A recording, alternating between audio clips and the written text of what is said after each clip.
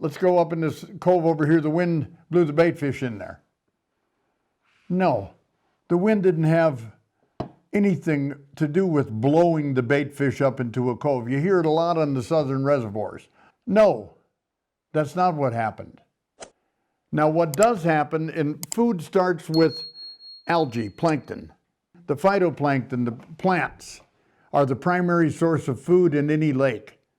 The primary consumer of food in any lake is a little clear animal about this long and about the diameter of a farmer's match with a little tail on it called a zooplankton.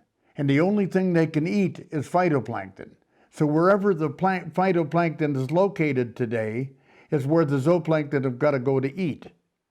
The phytoplankton, as an algae, suspends in the water column. So if the wind is moving the water this way, the water on the bottom of that cove is coming out this way and going back to the lake. So it's making room for the new wind coming in. And if that wind is skimming off the top because there's another direction of water going underneath the bottom of it back out to the lake, so it stays at the same level, which always water seeks it to do, that means it's putting the plankton in there. And a lot of that plankton is drawing the zooplankton, which is drawing the fingerlings, which is drawing the larger fish, which is drawing the big fish that you want to catch. That's what all happened there, and it doesn't just happen when the wind starts blowing. It takes a while for this whole thing to happen. Zooplankton and the whereabouts of phytoplankton make all the difference in the world. I don't give a dang what kind of fish you're trying to catch. You need to know what those two are doing and figure it out. See, the phytoplankton is produced by minerals and nutrients in the water in sunlight. And as far as that sunlight will penetrate in the water, if it can sunlight can get down to 30 feet or 40 feet, there'll even be phytoplankton produced at that level. Not as much as there will be up by the surface by any means, but it will happen. I don't even know how close to the surface, but it's nearer the surface often.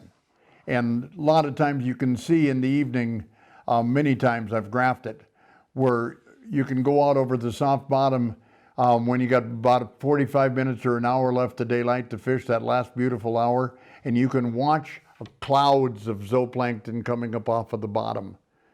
And you watch them and they disappear as they come to the top because they split up now rather than come out of where they're spending the daylight hours in the mud. They come up and out of there, and the ciscos eat them, other things eat them, a lot of things, everything. Yep, there's coffee in the sea, it's brown, in case you're wondering. Yeah, bourbon is brown too, but I don't drink bourbon.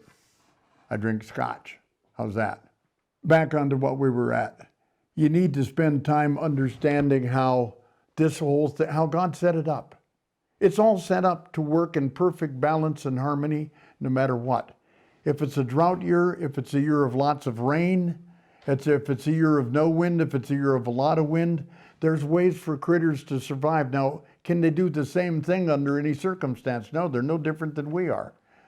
They've got to adapt to whatever the situation's going on in their world and do the very best they can at staying alive the best they can, and that's exactly the way they're programmed.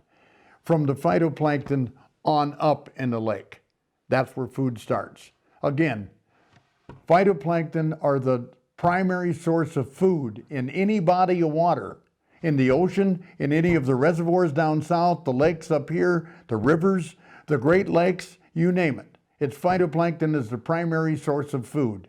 The primary consumer of food are the zooplankton.